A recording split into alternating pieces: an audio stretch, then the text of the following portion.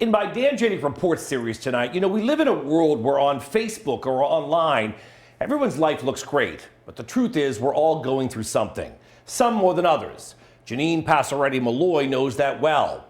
Her daughter killed in a New Year's Eve crash, run off the road by a driver who took off. She was just 5 minutes from home. As if that was not enough for one person, many don't know what happened to her 6 years earlier. They say it's how you deal with a tragedy and loss that often defines us. Well, she is the definition of strength. Olivia, I feel like this is going to be a good year for us. New Year's Eve, 2021. We FaceTime each other at midnight, all of us. Happy New Year. And Olivia's like, I'll be home in a few.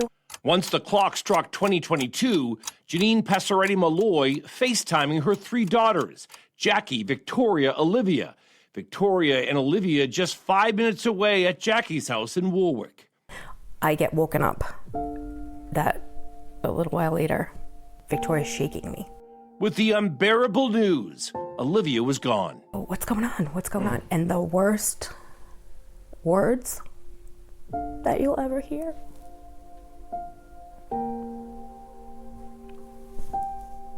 Olivia's dead. I couldn't even. It was a knife. And I can't even stand hearing those words right now. It was a knife in my stomach. Her 17-year-old daughter killed. Police say she was run off the road by a habitual offender who fled the scene. Janine found herself thrust into the spotlight of local news and newspaper headlines. You took everything from me. You took me ever being 100% happy. How could this happen to her, especially after the pain Janine had suffered 6 years earlier? Her picture of happiness shattered October 2015. It was like being hit by a train, and it just destroyed us. Her husband of 20 years, her life, took his own. I looked in his eyes, I said, those aren't even your eyes. Where did you go? I don't even know who you are. His happy-go-lucky behavior had changed. Then, an early morning wake-up. I woke up and I saw him standing in the dark in the room, and I said, we have to go to the doctor today.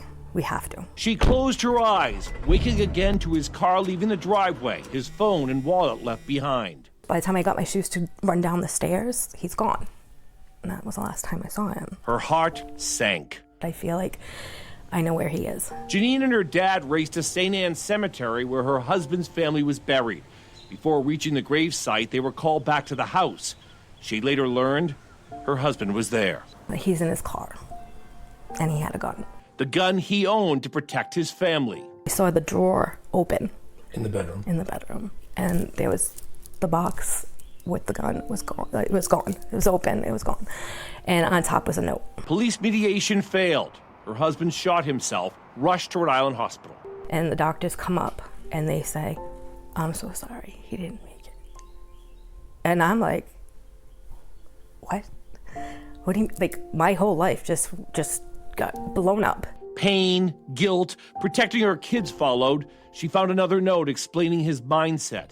Something was wrong, and he didn't want to hurt anyone. He was trying to protect us, and he was afraid. I know this.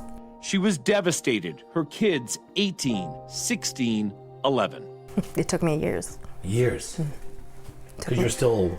It took me a long time. Years later, she met her daughter's karate instructor, Dennis, and found love once again. Janine is a Reiki practitioner, the ancient technique for stress reduction and relaxation, drawing energy from your body, her way of helping others. She also designs jewelry, each piece with a meaning, and she's an author. Her healing journals after her husband's death became a book. This is the worst thing that could possibly ever happen to anybody. And if I could channel that, those feelings of that hurt to some type of, let's put this into hope and keep our faith. She wants to help others and pushed by Olivia. And she had this bracelet on from the assembly and it said, I'm here for a reason.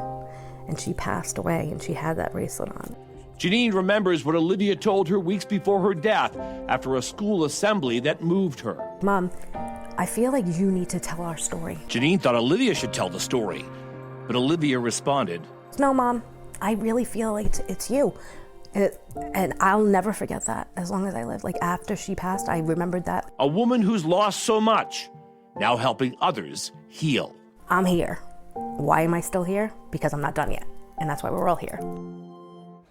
She's just an incredible woman and so strong. So and so resilient. she's created her Reiki and her jewelry and the book in a place called Enchanted Lotus. And we have a connection to that when we post the story after the newscast tonight. But just an inspiring woman. Can you, just one of those would knock somebody out. I don't want to think about it. I know, it's Yeah. tough to think about. And so it's just been an incredible time. But the fact that she wants people to know you're not alone. You know, we go through so much in life and we think, you know, Yeah. and so somebody's out there and nobody knows tragedy and trying to keep a family together better than that woman right there. so just inspiring. incredible. Yeah. So next Wednesday we're going to profile Helena folks. Okay. So it'll be interesting to watch. All right. All right. Dan Janig reports. There we go.